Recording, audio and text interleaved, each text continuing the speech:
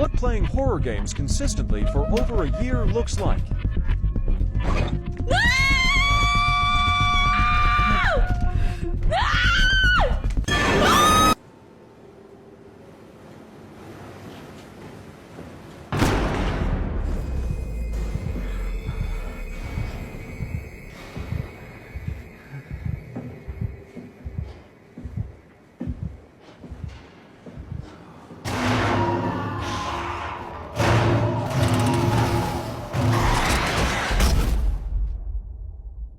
So this was a video I posted back in June of this year. The first clip was of me playing a game called Shinkansen Zero, and that was when I played it back in March of 2024. The second clip is of me playing a game called Soma, and I played this game back in July of this year.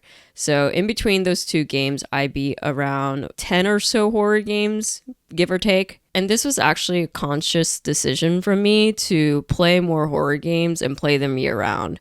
I think the reason why I wanted to get into playing more horror games myself instead of just watching people play them is because there was one part of me that was feeling a little bit of FOMO because I wasn't able to experience horror games myself because I was too scared to. And there was another part of me that realized as I got older, there's a lot to appreciate about horror, and needless to say, I think my relationship to horror games and the genre in general has changed a lot as I just played more and more horror games, but more on that later. Hello everybody and welcome to the channel. My name is Anna, and on this channel we talk about all things video games. I usually don't care too much for Halloween, but I wanted to do something fun for this month's videos in costume, but the problem is I always pick a costume super last minute. But I was playing through Silent Hill F and I was like, you know what, I'll just be Hinako for Halloween because that should be a really easy costume. But I didn't buy a wig and my hair's too long to be Hinako, so I guess I'm Rinko instead. So October means spooky season and Halloween, obviously. And in the past like 2 years or so, I feel like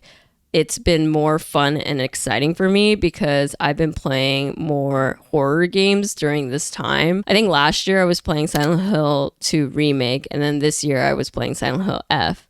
And I'm just in the mood to play more horror games when everybody else is also in like the spooky mood. But this is kind of a recent development because I've been a person for the majority of my life, someone who was way too scared to play horror games and could barely watch like a horror movie in theaters. So to kind of delve into my personal history with horror in general and horror games, I think as a kid, I'm talking like elementary school, I think my first exposure to horror games was when I went to my friend's house and she had a copy of Resident Evil 2 on her PlayStation, and I would go to her house pretty often to play this game, but she didn't have a memory card, so we would play through the police station area like so many times, and I don't know why we did this because it traumatized me and I thought it was the scariest thing ever.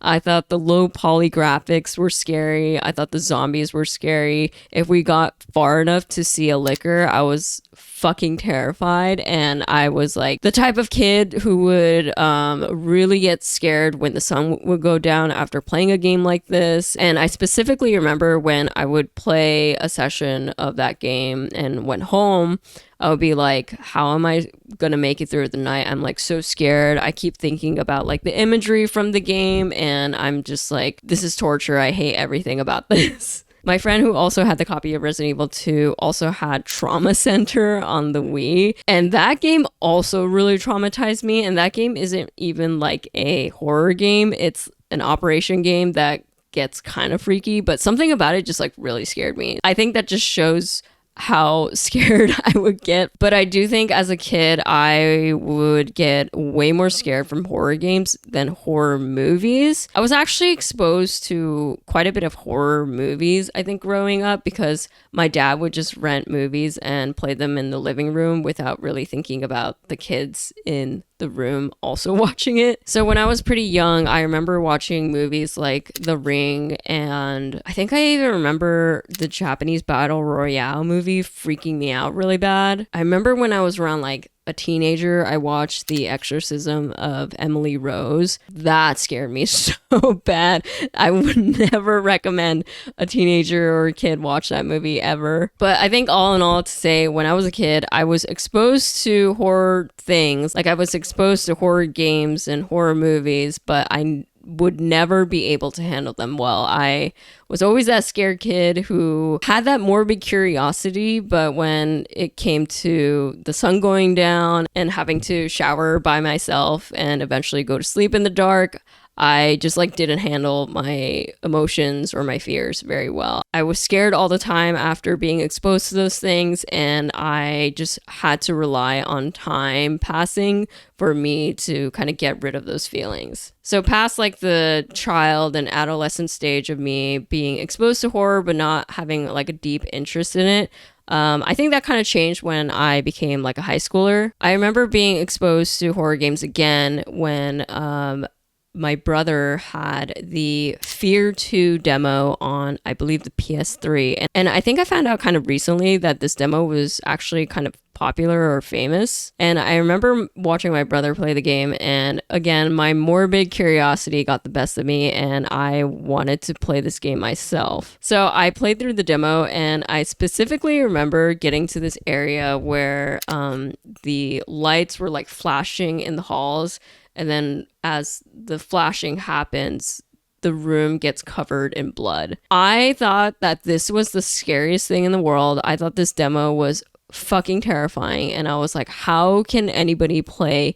horror games? Like, this is the scariest thing ever. And I think also at the time, I thought these graphics looked so realistic. So the fact that this was all like 3D and looked real made me extra terrified, and I was like, I could never ever play through this full game. Like, I'm just playing the demo and I'm scared shitless. I was just like totally shook playing that demo. I don't even think I finished it because I was just like, this is way too fucking scary. So with that demo, I kind of like sealed in my mind, you are not meant to play horror games. Like, you are such a wimp. You cannot handle playing through these games yourself. You're gonna just have to watch people play it at this point. I think around then the 2010s rolls around, and this was really a golden age for YouTube and gaming to kind of take off in the Let's Play genre. So when I was in high school, I was really into watching creators like PewDiePie, and I was just like really into watching creators like him play horror games. I would watch him play games like Amnesia and a lot of RPG Maker horror games, and I think that era was just like really fun for me because one, I didn't have to play it myself and I could just watch someone play it in a fun and entertaining way, and two, it felt like I could really explore this genre a lot more, and I didn't really understand the variety when it came to horror games. Like, at that point, I was only exposed to a Resident Evil game and the Fear demo, and I didn't realize like there's like visual novels and stealth games and just like a lot more within the horror genre that I just didn't know about. So watching these like entertaining creators play these games while consuming a lot of these interesting horror stories was really fun for me. I thought that that was, like I said, like a golden age of YouTube where I think a lot of people also experienced. So to kind of summarize how I felt about horror in general before, I was always a kid that had that morbid curiosity for horror and horror stories. I think I started to understand that they were funny and entertaining when I could just watch someone play on YouTube, for example. But it was something that I could never fully enjoy myself, and I already labeled myself as someone who could just not play horror games. There were parts about horror that I think that just weren't worth it for me. I think I hated the feelings of like disturbing images staring into my brain and the kind of emotions I had to deal with after consuming that kind of content. So skipping over to the present day, I mentioned how I made a conscious decision to just play more horror games in the past year. I think in the recent years, I realized that there's a lot of really cool horror content, and that might be attributed to, I think, horror being a little bit more like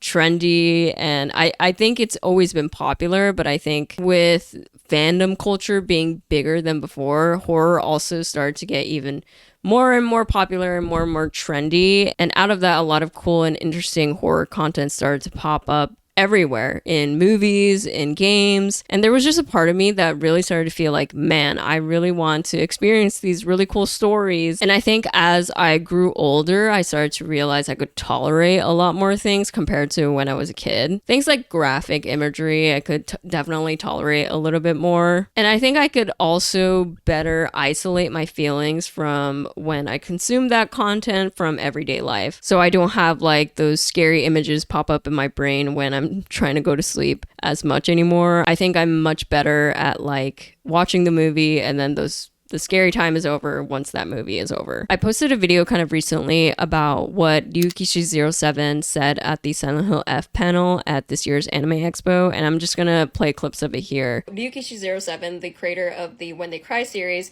got a question that was like, how do you approach writing about stories that have dark and heavy themes like psychological torture or violence or gore? And I really liked his answer. He said something along the lines of, when I write a story, I don't go in with the mindset of I'm going to write a scary story centered around these themes. His approach is more so to write a good story presented with these themes incorporated into it because the story would be best executed and impactful in that way. He used the example of Silent Hill 2, when boiled down, could be interpreted as a story of love, albeit in a tragic and depressing way because it's presented in a horror lens. And I think that applies to so many stories in horror, how they're impactful because they're horror, and they wouldn't have that same impact if they were delivered through another genre. There are so many horror stories I've experienced that wouldn't be as good if they didn't go as far to have the dark and heavy themes that they had. And sometimes you need that heaviness to really convey the reality of the feelings behind these stories and what the writers want the audience to understand. And I think that's what's so cool about horror, the way stories presented in the horror genre can really stick with you and tackle messages and themes that no other genre can convey. I think the things that I say in this video kind of was the final push for me to start playing horror games myself and try to get better at playing them myself, because all in all, I just really started to appreciate horror games and the genre and the storytelling and the creativity behind it. And something that I realized about myself as I played more horror games, and I felt like I was getting braver with every new horror game that I beat, which is that I actually don't really like being scared. I know people say like, oh, that's like the fun part of horror. Like you get to watch a scary movie with friends and it's fun being all scared together, or going through like a horror maze, and like it's no fun if you're not scared. But for me, I just like hate that emotion. I hate the physical feeling and the mental feeling it gives me. What I actually do love though is I love the feeling of conquering my fears and getting through it with my own willpower, my own capacity to get over those feelings. Like, I love that feeling. It makes me feel accomplished, and it makes me feel good about myself that I was brave enough to get through something that was really scary. So anyway, the reason I kind of spelled all that out is because I wanted to give a little bit more of a personal look into my relationship to the horror genre up until this point, and to explain why I just like got into the genre much more in the past year. When I posted that video that I showed at the beginning, I actually had a decent amount of people ask me like, how did you get better at playing horror games if you were so scared before? And I think this is actually a really fun topic because I think it's more in depth than people might think. So for the rest of this video, I want to talk through my personal tips and advice on how to play more horror games. I do want to give a quick disclaimer though, that I am not claiming that I'm like the bravest person ever. There's still so many horror games that I am way too scared to play, and games that other people might not consider to be scary might be really scary to me. I'm not a person who's trying to watch every movie on the horror iceberg chart. But I do think I have progress to show if I went from someone who would not play any horror games at all to pretty much playing them year round. So if you're interested in just being able to play a little bit more horror games yourself and experience them yourself, I hope that my advice could apply to that. So to start, we're actually going to do a little exercise, and if you have like a piece of paper and a pen, I want you to grab those and actually do the exercise yourself that I'm about to do. I'm going to be using my iPad because it's what's in front of me. And on your piece of paper, I want you to split up your paper into 3 columns and label them low, medium, and high. And on this sheet of paper, we're going to list out the things that scare us in games, movies, whatever, and we're going to pretty much rank them. I think this exercise is not only fun, but also I think it could teach you a little bit more about yourself and what scares you. I think you will learn more about yourself than you think, and it will help you in guiding what kind of horror games that you will start out with and what games are for you. Also, don't give me some bullshit saying like, but Anna, everything scares me. I think people who say this are lying. I think that everybody has certain things that they think are scarier than some other things, and you will be able to rank them if you really think hard enough. So we're going to start with the low category. These are things that you think that on average you can handle on the fear scale, and they're obviously not going to be as scary as the things that you put in the other categories. So for the first thing in my low category, I'm going to put sci-fi. And before anybody says, but Anna, have you played Alien Isolation? Like, that shit is so scary. We're not going to think about every game in existence that falls under each category, okay? We're just thinking on average how these like concepts or things make us feel. The reason why I put sci-fi here is because when I played through Soma earlier this year, I felt like it wasn't that scary to say things like mutated robots and machinery. I don't think that stuff scared me that bad. And I'm actually also going to put like deep sea in here, which is kind of a vague term, but I think Soma also has like mutated sea creatures in it, and I don't think that's really that scary for me. I also think of a game like Subnautica. I think Subnautica isn't really a horror game, but there's parts of it that are really scary. The whole concept of like deep sea and deep sea creatures, I know really freaks people out, especially if you have a fear of like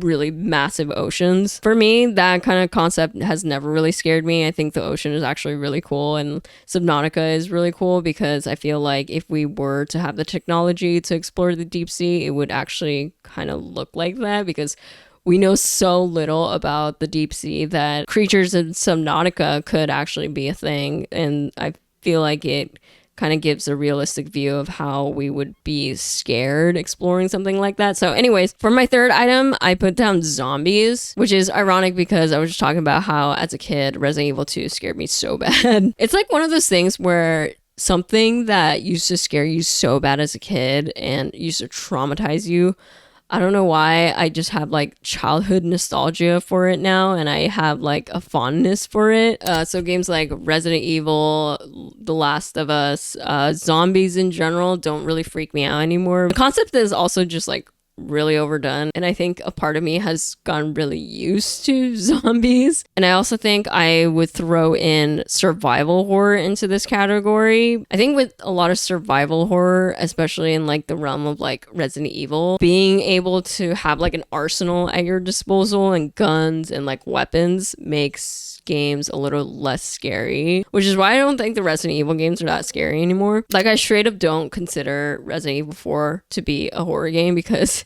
it's more of an action game than anything. I think Resident Evil 2 Remake is actually way scarier, but again, it's still like the zombie concept. You still have a weapon or weapons at your disposal, which I think makes the game a lot less scary. I'm not going to list out every single thing that I can think of here, but for my last item in this category, I'm going to put humans. So I think I'm an outlier here, and I hear this from people I tell a lot, but I think that humans in horror media is actually less scary than the supernatural stuff that happens in the genre. Whenever I say that to people, they always say something like, I think humans is way scarier because it means that like humans can act like that in real life and it's more like realistic and it could happen to you. I don't know. I think I was just exposed to like more supernatural stuff as a kid that used to really scare me. So that's always stuck with me. And humans, I don't know. It's just kind of underwhelming to me when you compare it against that kind of stuff. So for this, I think Fears to Fathom. I think of Cello's Arts games where humans are more the villain and it's less supernatural. I think Cello's Art ranges from like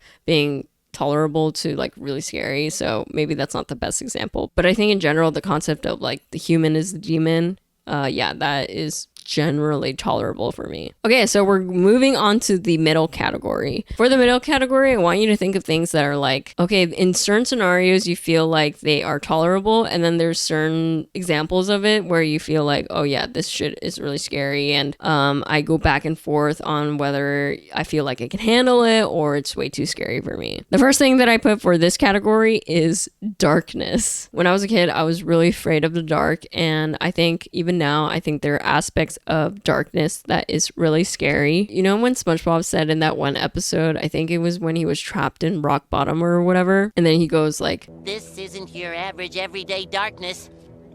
This is advanced darkness." as stupid as it sounds, I think he was actually onto something here. I think there's levels of darkness when it comes to horror games. When I think of like darkness in like Until Dawn, I don't think that's like really that scary at all. I think the darkness in that game is like, it's just whatever. But then you get to the prison in Silent Hill 2 remake, and that is definitely the advanced darkness that SpongeBob was talking about.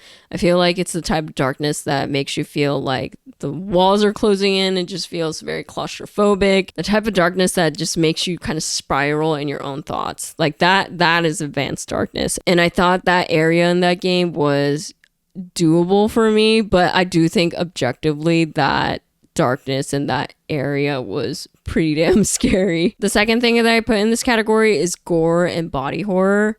I don't like gore. I don't like seeing guts everywhere, and I don't like body horror really, but I do think that I can tolerate it to a degree. I mean, I wouldn't say that I've been exposed to the goriest movies and the goriest games ever, but when it happens, I'm kind of just like, that's gross. And I wouldn't say it really scares me as much, but I think this is one of those things that could freak me out really bad if it's like really bad gore and really bad body horror, which is why I'm putting it into the middle category. The only example I can think of for this being like tolerable for me is I remember when I went to Universal Horror Nights last year, I remember my friend was like freaking out so bad at the maze for Texas Chainsaw Massacre, and she thought it was like so like terrifying, and she was like covering her eyes the whole time, and she thought it was like really disturbing. And I was just like kind of surprised at how disturbed she was, because I was like, this is just gross. Like there's just like flesh everywhere and blood everywhere, but it didn't really like scare me. It was just like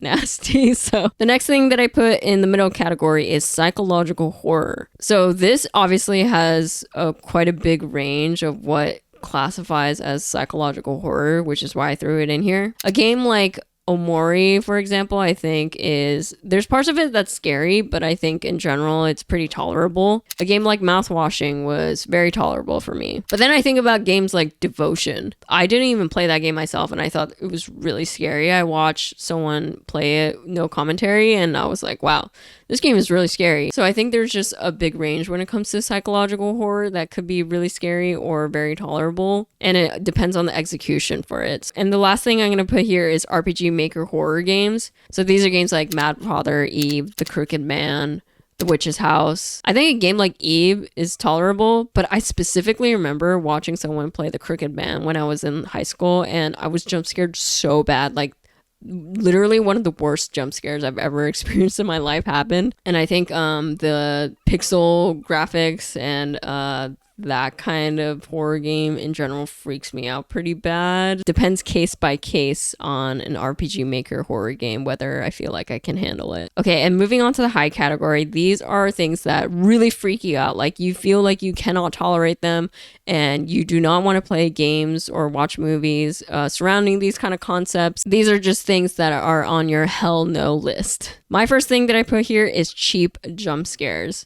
I feel like I see this on like TikTok a lot, but I see like random streamers playing like kind of cheap looking horror games where the intent is to just make players scared as much as possible through these like really cheap jump scares that directly go into like the screen, and I hate those kind of games. I actually recently played a game called Dead Take, and I'm not saying that this was like a cheap jump scare game, but there were jump scares in it that kind of just like came out of nowhere, and I really hated that. I didn't even finish the game, and I'm not saying that the game is bad or anything, but once I started to understand that those kind of jump scares existed in that game, I kind of got turned off from it because I was just like, I hate the physical feeling that it gives me. I hate how scared they get me, and I stand by that. Not being able to like handle like cheap jump scares doesn't mean you can't handle horror. If you don't want or appreciate jump scares and horror, that's fine, and it doesn't make you like less of a horror fan if you don't like that stuff. There's other ways to appreciate horror than just jump scares. Okay, my second item here is fourth wall breaks. I think fourth wall breaks are really scary when it comes to games because games are already interactive, and then you start feeling like, I don't know, the game is targeting you, the player. Like that stuff really freaks me out. I think of games like Doki Doki Literature Club, I'm Scared. I think I saw some kind of like Minecraft mod that makes it so it seems like your computer is being hit by a virus while you play Minecraft and being targeted, and it was really scary in my opinion. I think fourth wall breaks are really scary when it's like combined with like shitty looking graphics or like pixel art. Personally, I think like when the horror game looks less realistic, it's actually way more scary for me. I think it's because when it comes to 3D, there's things that could be a little bit more predictable, but when it comes to like pixel art and like shitty graphics, I feel like the scares can be a lot more unpredictable and in your face. I also put religious and demonic possession here, and the only things that come to mind when I put this down is how scared I was watching The Exorcist of Emily Rose when I was a kid. And I think I had the DVD version when my family rented this movie, and there was like a whole like extra content section that you could watch through that went through like actual possessions and stuff in real life, and that, oh my god, it freaked me out so bad. On the games front, I think of games like The Mortuary Assistant, which is a game that I will never play, I think, in my lifetime. I just think that game is so scary, like the way some of the dead bodies like get up and scare you, and the scares in that game are also randomized, so even if you watch someone play it, you could get a different set of scares for your own playthrough, and that's just really scary. Like,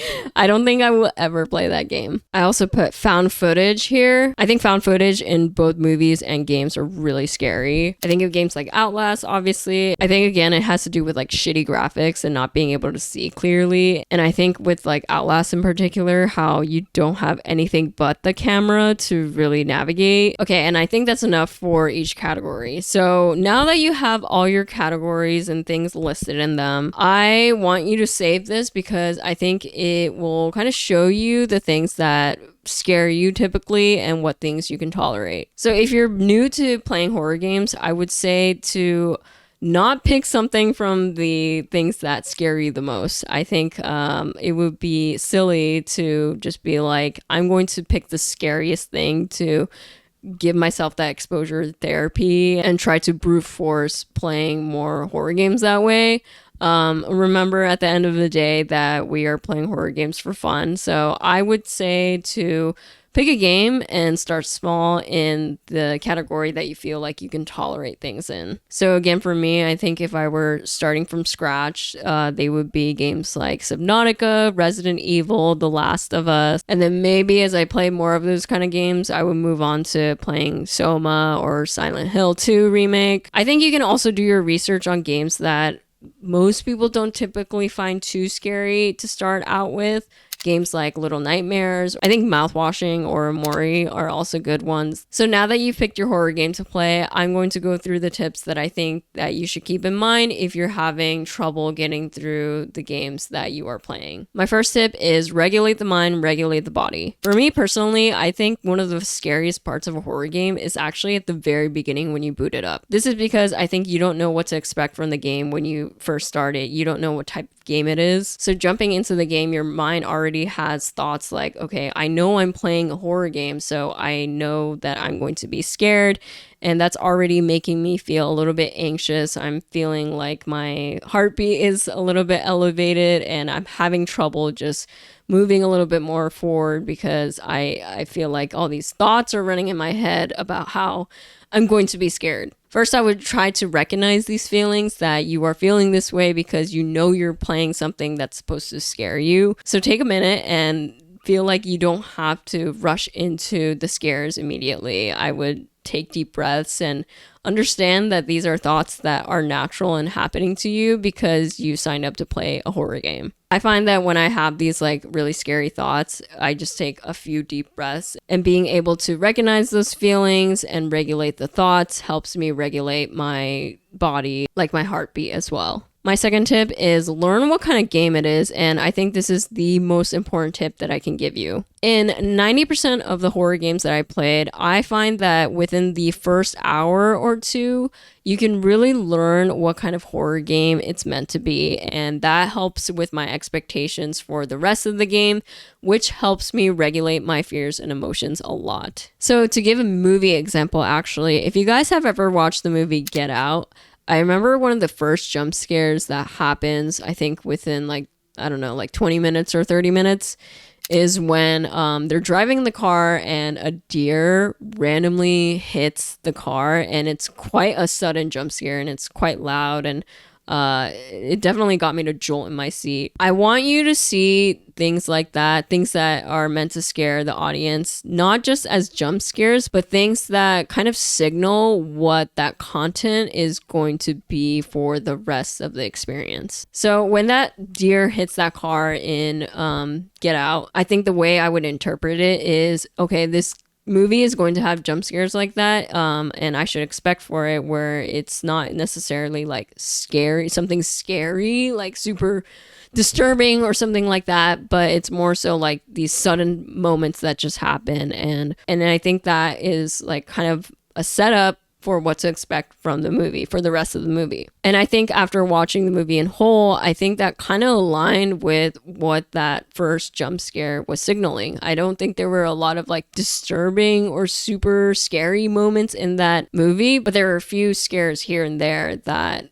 could jolt you. Another movie example I can think of is Hereditary. I actually watched this kind of recently and I absolutely loved it. I felt like this movie was really in line with my kind of taste in horror movies. Within the first hour of the movie, I don't really recall like a jump scare, but what I do remember is that scene where the mom is looking around in the dark in the upstairs room, and there's just a lot of like tension and anxiety and like feelings of like, oh my god, something is there, but there's no like, oh, this thing that just like jumps in your face, right? And again, I interpret that as this movie is going to rely mostly on tension and having that kind of dreadful feelings rather than like trying to get you with jump scares. So after that particular scene, I think I thought like, okay, I'm starting to understand what kind of movie this is, what to expect from it, and how it's going to scare me. So going back to games, I want you to literally play through your horror game for the first hour and know what kind of scares there are. Let's take a game like Silent Hill F, for example. I think in general, the Silent Hill games aren't meant to be super jump scare heavy. They're meant to be like, you know, dread and a lot of like atmospheric horror. And you can understand that from playing the first hour of Silent Hill F. I remember one of the first scenes that's like meant to kind of scare you is when you're going through like a corridor in the village and like a bucket falls over and passes by. And then once you turn the corner, you see like a monster.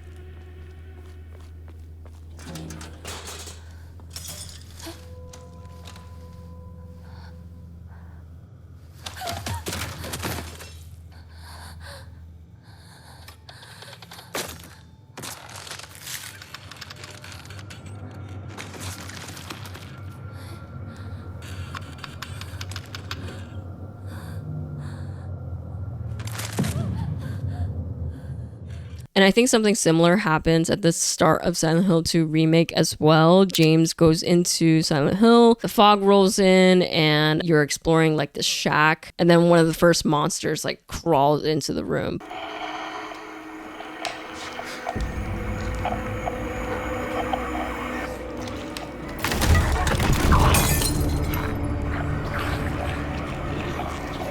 Another example is like when you reach the police station, which is the first area in Resident Evil 2 Remake, there's some scares that'll get you. Like when you open the locker, a zombie is just like in there and falls over, and these like little jump scares like definitely happen.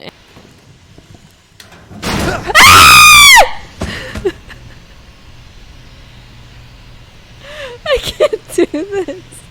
And again, these are the first scares that happen in the games, and they should be seen as also signals for how you should expect the kind of scares it presents to the player. From my experience as well, majority of games don't suddenly switch up the way they scare their audience if they've already kind of established the way they do horror. What I mean by that is like a game like Silent Hill 2 Remake isn't suddenly going to start shoving a bunch of jump scares at the end of the game because it felt like it. Like, games for the most part are pretty consistent in the way that they try to scare you. So the point of these examples is just to highlight that when you play a game within the first hour, when you play a horror game within the first hour, you're going to really understand what kind of game it is and how it's trying to scare you. Once you understand that, it's really going to inform what to expect for the rest of the game, and this is going to really help regulate your emotions because you know what to expect a little bit more. For me, knowing that information really helps me level my head and my emotions so I can get through the rest of the game. Which leads me to my next tip, which is keep playing and your fears and your emotions and your mind will adapt. As humans, we are able to adapt really well, and that applies to playing horror games as well. For a lot of horror games, I think that games get scarier as you get farther into the game.